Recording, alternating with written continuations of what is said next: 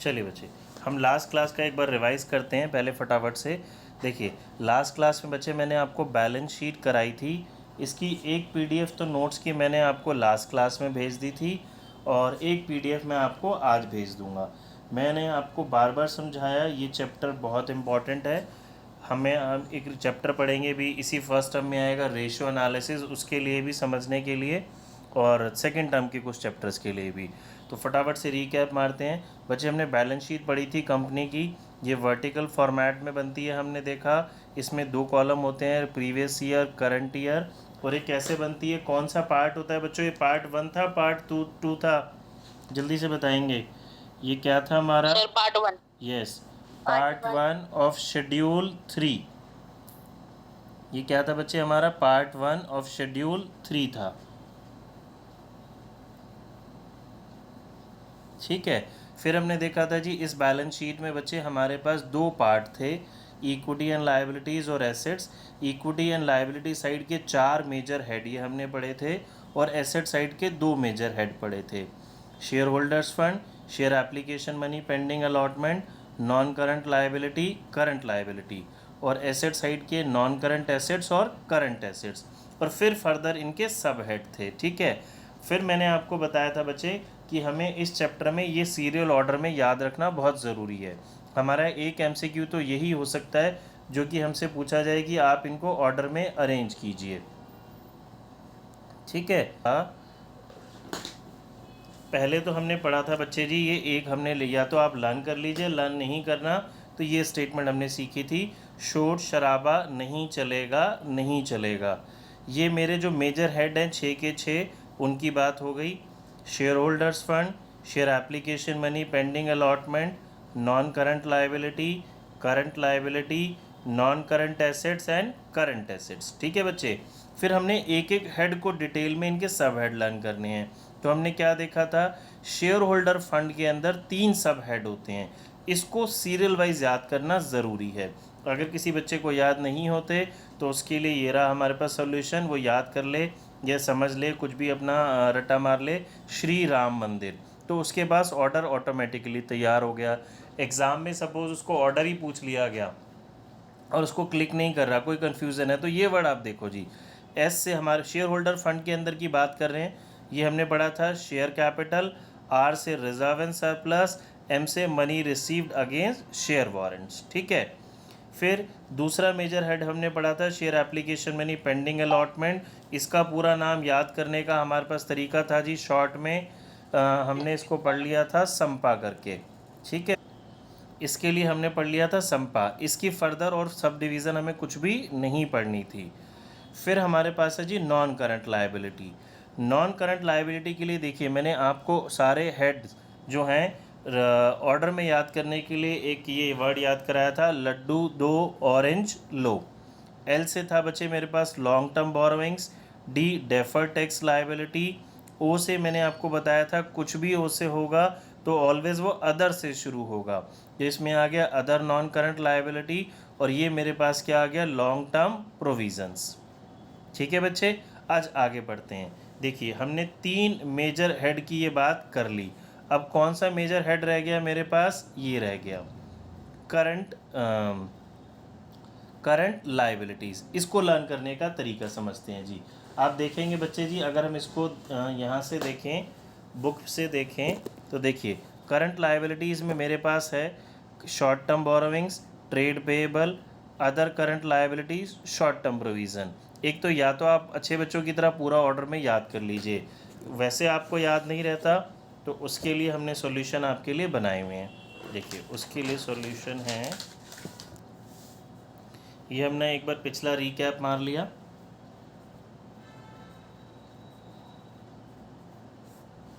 तो हमारे पास हो गया बच्चे जी, आज हमने बैलेंस शीट में कौन से हेड की बात कर रहे हैं, करंट लायबिलिटीज़। देखिए, इसको लर्न करने का तरीका है बच्चे, हमारे पास एक वर्ड हमने पढ़ा हुआ है, टॉस होता है। ठीक है, तो इसको आप एस पहले उठा लो, एस पहले उठा लो, इसको एस टॉस याद रख लो, एस टॉस। तो देखिए सारे वर्ड्स बन जाएंगे हमारे बुक के अकॉर्डिंग।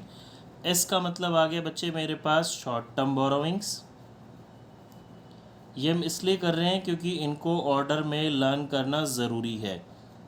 टी का मतलब हो जाएगा बच्चे मेरे पास ट्रेड पेएबल। ओ का मतलब, ओ मैं बार बार बता रहा हूँ, ओ बार बार आएगा और जब कभी भी आएगा तो अदर से शुरू होगा। पहले था अदर नॉन करंट लायबिलिटी, अभी क्या हो जाएगा अदर करंट लायबिलिटी। और एस का मतलब मेरे पास क्या हो गया शॉर्ट टर्म प्रोविजंस। अगर आप ध्यान से समझेंगे तो नॉन करंट लायबिलिटी में ये मेरे पास था लॉन्ग टर्म प्रोविज़न, अब क्या हो गया शॉर्ट टर्म प्रोविज़न। ठीक है बच्चे, तो देखिए हमारे पास लायबिलिटी साइड के हमने सारे हेड और सब हेड पढ़ लिए। अभी हमने इनके अंदर भी बहुत बहुत चीज़ें हैं वो भी लर्न करनी है, बट वो ऑर्डर में होनी ज़रूरी नहीं है। इतनी बात सभी को समझ में आ रही है? किसी बच्चे को कोई डाउट है तो पूछ लीजिए। अब हम आ जाते हैं एसेट साइड पे। ठीक है, एसेट साइड में पढ़ा था बच्चे हमने, दो मेजर हमारे पास हेड थे, नॉन करंट एसेट्स और करंट एसेट्स। अगर मैं पहले आपको बुक से दिखा देता हूँ, देखिए हमारे पास है बच्चे जी नॉन करंट एसेट्स और current assets. Non current assets के अंदर 5 सब हेड हैं हमारे पास। पहला है प्रॉपर्टी प्लांट एंड इक्विपमेंट, इसके अंदर फिर फर्दर 4 सब हेड हैं और यहाँ पे और हैं हमारे पास। ठीक है जी, 4 फिर फर्दर और सब हेड हैं और यहाँ पे हमारे पास फिर करंट एसेट्स है, करंट एसेट्स के अंदर 6 सब हेड हैं। तो इसको लर्न करने का हम तरीका समझते हैं। इसकी बच्चे मैंने एक PDF आपको भेज चुका हूँ मैं ऑलरेडी। अब नॉन करंट एसेट्स के लिए देखिए, नॉन करंट एसेट्स में हमने बोला बच्चे जी 5 हमारे पास सब हेड हैं इसके। अगर मैं बोलूं पहले आपको लिख दूं तो पहला है property plant and equipment. Property plant and equipment bracket में इसके है फिक्स्ड एसेट्स, यानी कि ये किसकी बात कर रहा है फिक्स्ड एसेट्स की बात कर रहा है। बी हमारे पास है बच्चों non current investment. C third हो गया हमारे पास deferred tax assets. Fourth long term loans in advance. And fifth है जी other non current assets. Other non current assets. ठीक है, अब इसको लर्न करने का तरीका, और इसके अंदर फिर फर्दर हमारे पास 4 सब हेड हैं। तो उसको लर्न करने के लिए देखिए बड़ा ही अच्छा सॉल्यूशन है हमारे पास। या तो आप लर्न करिए या हमारी बात मान लीजिए। उसको हम रेड पेन से लिख लेते हैं। उसको लर्न करने के लिए है हमारे पास फ्रेंड्स टिक्की नहीं, फ्रेंड्स टिक्की नहीं ढोकला लो। फ्रेंड्स टिक्की नहीं ढोकला लो। ठीक है बच्चे, देखो बड़ा ही मज़ा आने वाला है। बड़े अच्छे तरीके से हमें सारे प्रॉपरली लर्न हो जाएंगे। ये वर्ड तो याद रहेगा, ये आपने याद कर लिया तो इसके अंदर के 4 भी लर्न हो जाएंगे ऑर्डर में और ये 5 भी लर्न हो जाएंगे। ठीक है, फ्रेंड्स टिक्की नहीं ढोकला लो। अब देखो बच्चा पार्टी, ये लास्ट ईयर तक जो था ना हमारे पास, इसका नाम होता था फिक्स्ड एसेट्स, बट इस साल कुछ चेंजेस हो गए इसके अंदर। तो नाम हो गया जी प्रॉपर्टी प्लांट एंड इक्विपमेंट और फिक्स्ड एसेट्स कर दिया ब्रैकेट में। तो अब याद रखेंगे ये जो एफ है फिक्स्ड एसेट्स की बात कर रहा है, यहाँ पे ब्रैकेट की बात कर रहा है। तो पहला हमने पढ़ना है property plant and equipment, but इसके ब्रैकेट में क्या है फिक्स्ड एसेट्स। तो फिक्स्ड एसेट्स के आगे बस मुझे जोड़ना पड़ेगा प्रॉपर्टी प्लांट एंड इक्विपमेंट। ठीक है, अब ये जो प्रॉपर्टी प्लांट एंड इक्विपमेंट है,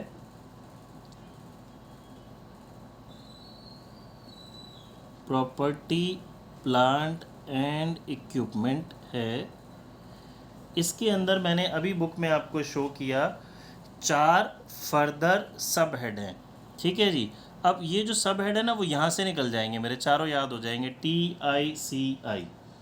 टी स्टैंड्स फॉर, देखिए ध्यान से, टी का मतलब हो गया टेंजिबल एसेट्स। आप अपनी बुक खोल के बैठेंगे बच्चे साथ में, बुक में साथ साथ देखते रहो। देखो टेंजिबल एसेट्स है, आई का मतलब है मेरे पास इंटेंजिबल एसेट्स,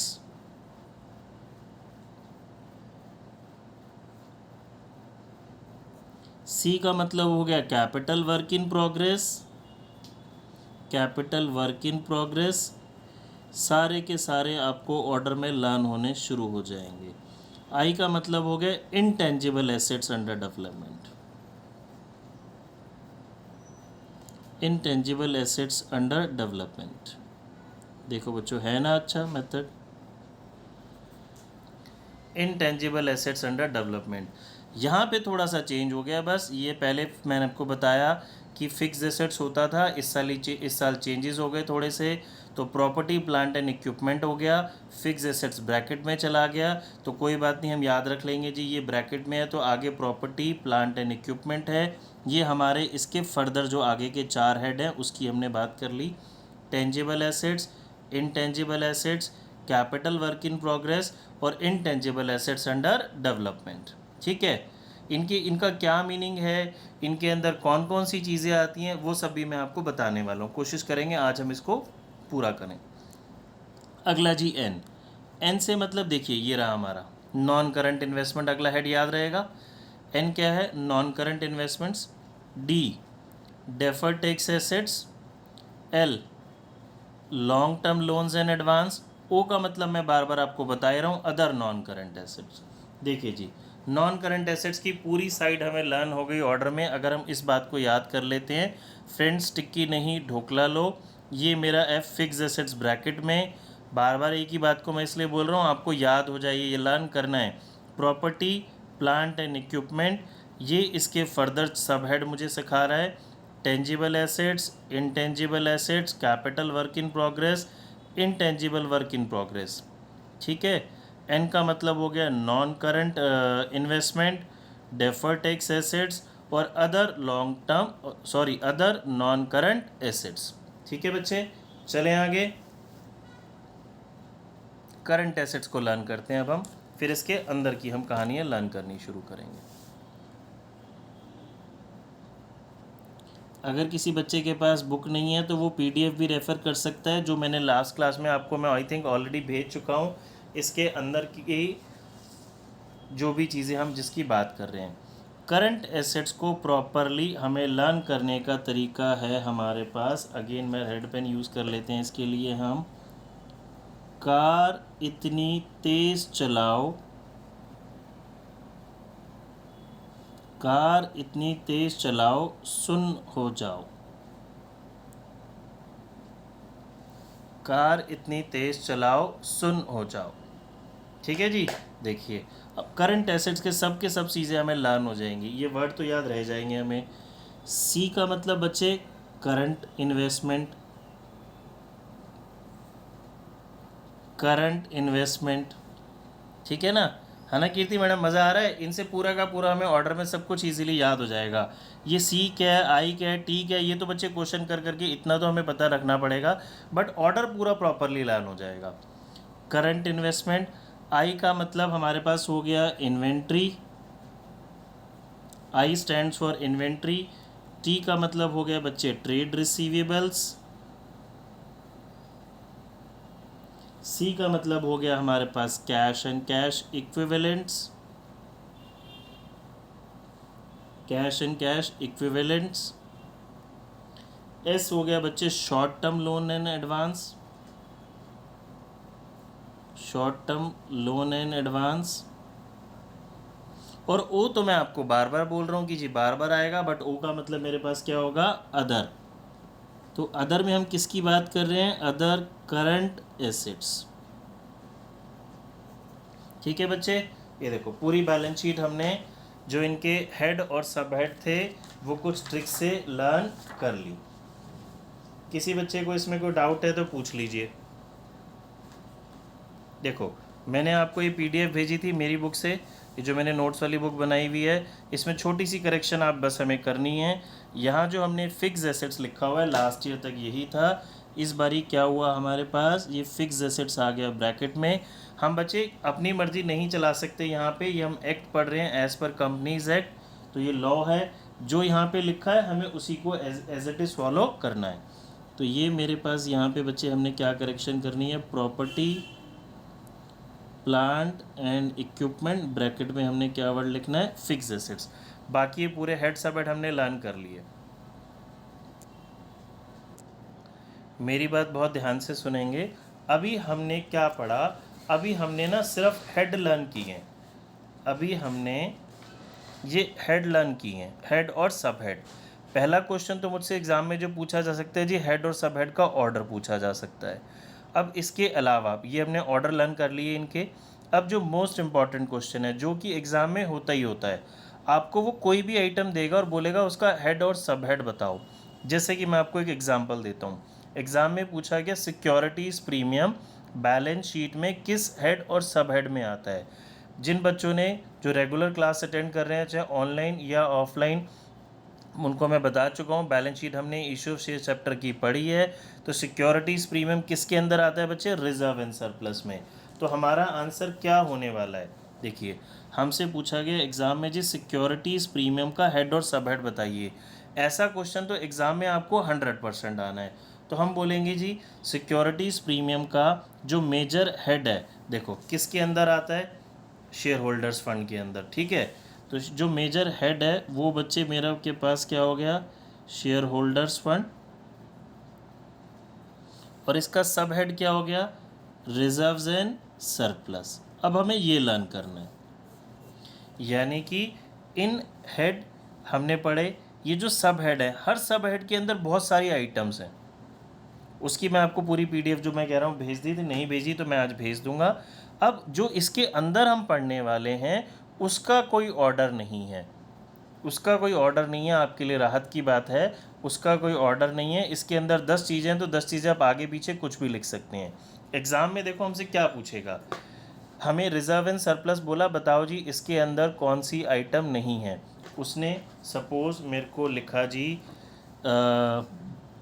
MCQ आया और बोला रिज़र्व एंड सरप्लस के अंदर कौन सी चीज़ नहीं आएगी, उसको आपने बताना है। एक मैं नाम लिख देता हूँ securities premium, capital reserve, DRR, और एक मैंने लिख दिया जी शेयर फॉर फीचर अकाउंट। तो मैं भी आपको क्या पढ़ाने वाला हूँ, इसके अंदर कौन कौन सी चीज़ें आएंगी। तो ये आएगा, ये आएगा, ये आएगा, ये नहीं है। तो ऑड वन आउट वाला क्वेश्चन जो मेरा हो गया, तो उसमें मेरा आंसर क्या हो जाएगा, शेयर फॉर फीचर।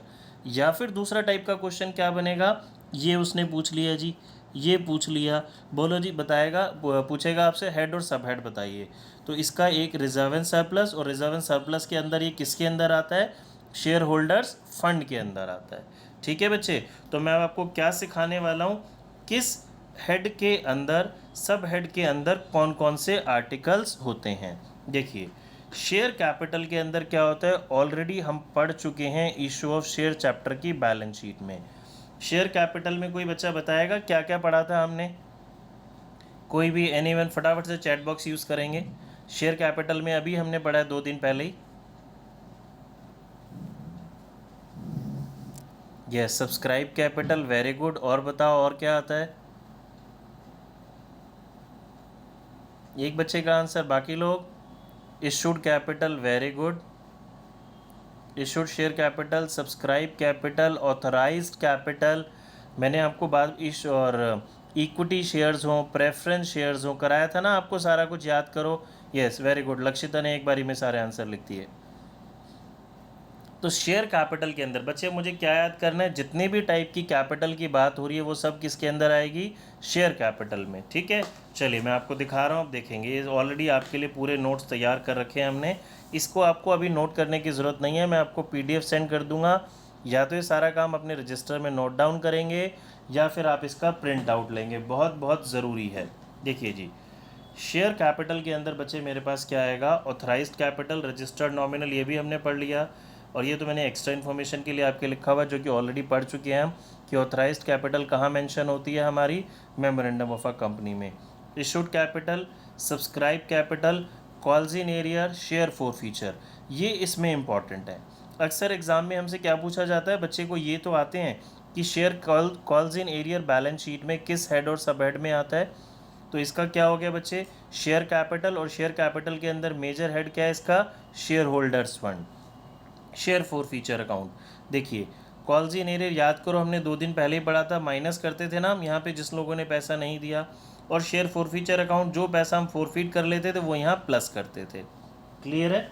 मैं आपको बुक से करा के साथ साथ समझाता जाऊँगा। देखिए पहला जो हमारा सब हेड था शेयर कैपिटल, उसके अंदर क्या क्या है हमने देख लिया। फिर आ जाते हैं रिजर्व एंड सरप्लस में। रिजर्व एंड सरप्लस को याद करने का तरीका बच्चे बहुत सिंपल है। आप जितने भी प्रॉफिट्स हैं, जिस भी चीज़ के साथ रिजर्व लग रहा है, जो भी प्रॉफिट है वो किस में आ जाएगा, रिजर्व एंड सरप्लस में। तो देखिए workman compensation reserve, investment fluctuation reserve, general reserve, capital reserve, debenture redemption reserve, surplus, subsidiary reserve, securities premium, P and L का डेबिट बैलेंस या क्रेडिट बैलेंस। मतलब आप देखिए जिस भी चीज़ के साथ रिजर्व वर्ड है, जो भी प्रॉफिट लॉस है, वो किस हेड में आ रहा है, हमारा रिजर्व एंड सरप्लस में। क्लियर है बच्चे? आगे बढ़ते हैं। फिर हमारा थर्ड सब हेड था money received against share warrants. इसकी कोई हमें डिटेल नहीं करनी, सिर्फ नाम याद रखना है। फिर जो सेकंड मेजर हेड था share application money pending allotment, जिसको हमने संपा के नाम से लर्न किया था। आप इसको ऐसे याद रख लें, संपा अकेला है भाई, न इसके आगे कोई है न पीछे कोई है। संपा दुनिया में अकेला है, मतलब इसके अंदर कोई हेड सब हेड फर्दर डिटेल कुछ नहीं हमें पढ़ना। ठीक है? अच्छा एक बच्चा पूछ रहा है जी यहाँ पे लिखा है सिंकिंग फंड क्या होता है। बच्चे सिंकिंग फंड हमें डिटेल में पढ़ना ही नहीं है, हमें बस नाम लर्न करना है। फंड या रिजर्व जो भी है रिजर्व एंड सरप्लस में आएगा। सिंकिंग फंड ना इसका डिबेंचर रिडेम्पशन फंड का ही दूसरा नाम होता है। ये हमारे सिलेबस में नहीं है तो हमें ज़्यादा कुछ नहीं करना। ये नोट्स मैंने बड़ी मेहनत से बनाए हैं। T.S.. Grewal, DK. Goyal sir की बुक, और भी जहाँ जहाँ बुक्स में जो भी सीबीएसई में कभी पूछा गया, सबको क्लब करके एक जगह लिख दिया मैंने आपके लिए, कि आपको कोई भी डाउट हो ये पेज आप खोलेंगे, आपके पास सॉल्यूशन रेडी है जी। ठीक है?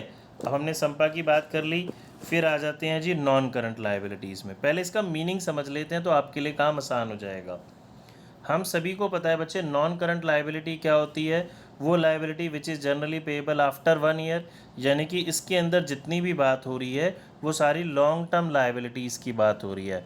आप उसे नॉन करंट लायबिलिटी बोलिए या लॉन्ग टर्म लायबिलिटी बोलिए, ये बेसिक सी बात समझ लेंगे तो आपका काम आसान हो जाएगा। मैं बुक में दिखाने से पहले आपको यहीं पे कुछ चीज़ें समझाता हूँ। देखो लॉन्ग टर्म बोरोइंग्स के अंदर जैसे कि हमने यहाँ देखा बड़े सारे नाम थे, बट जनरली एग्जाम में क्या पूछता है, कैपिटल रिजर्व, सिक्योरिटीज़ प्रीमियम, ये मेन वर्ड हमें याद होने चाहिए। तो लॉन्ग टर्म बोरोइंग्स में यस कीर्ति ने आंसर भी कर दिया। मेन इसमें मुझे क्या याद रखना है वर्ड, बॉन्ड्स एंड डिबेंचर। इसमें मेन वर्ड जो हमें एग्जाम में अक्सर पूछा जाता है, जो पॉपुलर वर्ड होता है, वो क्या होता है बच्चे मेरे पास, loan, debenture, public deposit. Deferred tax liability की डिटेल हमारे सिलेबस में नहीं है, सीबीएसई ने बोला हुआ है इसकी डिटेल हमें नहीं पढ़नी, जस्ट नाम याद रखना है। अदर लॉन्ग टर्म लायबिलिटीज़, इसके अलावा जो भी लॉन्ग टर्म लायबिलिटीज़ हैं वो इधर आ जाएंगी। पहले मीनिंग समझ रहे हैं। लॉन्ग टर्म प्रोविजंस यानी कि जिन चीज़ों के लिए मुझे लॉन्ग टर्म में प्रोविज़न बना के रखना पड़ता है। ठीक है? ट्रेड पेबल इसमें नहीं आता मैडम, ट्रेड पेबल यहाँ नहीं आता। क्लियर है? आगे आ जाएं जी। अब इसको हम डिटेल में समझ, लॉन्ग टर्म्स लायबिलिटीज में नहीं आएगा क्या ट्रेड पेबल नहीं आता बच्चे, अगर सिर्फ ट्रेड पेबल है तो वो ये रहा। अदर लॉन्ग टर्म लायबिलिटी में कब जाएगा अभी मैं वैसे डिटेल में आपको बताऊंगा। If it is payable after 1 year या आफ्टर 12 मंथ्स आप बोलेंगे। हम एक वर्ड भी पढ़ने वाले हैं अभी, आज तो नहीं, नेक्स्ट टाइम, ऑपरेटिंग साइकिल, उससे रिलेटेड होता है बच्चे ये। अगर आपके ऑपरेटिंग साइकिल के बाद आप ट्रेड पेबल को पे कर रहे हैं तो इधर आएगा, अदरवाइज ट्रेड पेबल इधर ही आता है, ये रहा करंट लायबिलिटी में। ठीक है बच्चे? अब इनकी डिटेल पढ़ते हैं हम। देखिए लॉन्ग टर्म बोरोइंग्स में हमने लिखा हुआ है, ये जो बच्चे हैं ना, ये सारी डिटेल, ये जो मैं बोल रहा हूँ, इसका ऑर्डर आपको याद करना ज़रूरी नहीं है। ये आप 2-4 बारी रीड करेंगे, मैं आपको क्वेश्चंस कराऊंगा तो कर करके लर्न हो जाएगा ये हमें। लॉन्ग टर्म बोरोइंग्स में देखिए term loan, secured loan, mortgage loan, debenture, public deposit, unsecured loan और बॉन्ड्स। तो शॉर्ट में मैंने आपको क्या बोला था, आप डिबेंचर, बॉन्ड और लोन वर्ड याद कर लो। तो अब वो लोन चाहे सिक्योर्ड हो, चाहे अनसिक्योर्ड हो, चाहे टर्म हो, चाहे मॉर्गेज लोन हो, तो वो किस में आएगा, लॉन्ग टर्म बोरोइंग्स में ही आने वाला है। फिर डेफर्ड टैक्स लायबिलिटी की डिटेल हमने नहीं पढ़नी। अदर लॉन्ग टर्म लायबिलिटीज़ पे आ गए। यहाँ पे ये वर्ड सबसे ज़्यादा इंपॉर्टेंट है बच्चे, premium payable on redemption of debenture और प्रेफरेंस शेयर्स। ये हमें याद रखना है, ये अक्सर एग्जाम में पूछा जाता है कि premium payable on redemption of debenture या फिर प्रेफरेंस शेयर्स, ये दो सेपरेट वर्ड हैं, दोनों को मैंने स्लैश करके लिख दिया। इसका सब हेड क्या हो गया बच्चे, अदर लॉन्ग टर्म लायबिलिटी, और इसका हेड क्या हो गया, non current liability. Non current liability में पढ़ रहे हैं ना। और एक ये वो जो कीर्ति पूछ रही थी, मैंने यहाँ पेन से लिख रखा है अपडेट करने के लिए, ये बुक में प्रिंट होने से रह गया था, ट्रेड पेएबल आफ्टर 12 मंथ्स, अगर ट्रेड पेएबल्स की पेमेंट 12 महीने के बाद है तो। ठीक है, फिर लास्ट मेरे पास है बच्चे long term provisions. Long term provision देखिए जी, नाम से समझ में आ रहा है, वो प्रोविजंस जो लंबे टाइम के लिए हैं, बेसिकली जो मैंने एम्प्लॉयज़ को देने हैं, बाद में देने हैं। प्रोविडेंट फंड का प्रोविज़न, एम्प्लॉय बेनिफिट का, ग्रेच्युटी का, लीव एनकैशमेंट। आप इसमें जो हमें एग्ज़ाम में अक्सर पूछा जाता है जी, ये पूछा जाता है कि लीव एनकैशमेंट और ग्रेच्युटी, ये वर्ड इंपॉर्टेंट है, ये आप याद रखेंगे। ये बेसिकली क्या है, एम्प्लॉय हमारे पास अभी काम कर रहा है और उसको हमें बाद में देने हैं जब वो रिटायर होगा, तो इसके लिए हम प्रोविज़न बना के चलते हैं ना, तो ये वो वाली चीज़ें हैं बच्चे हमारी। क्लियर है?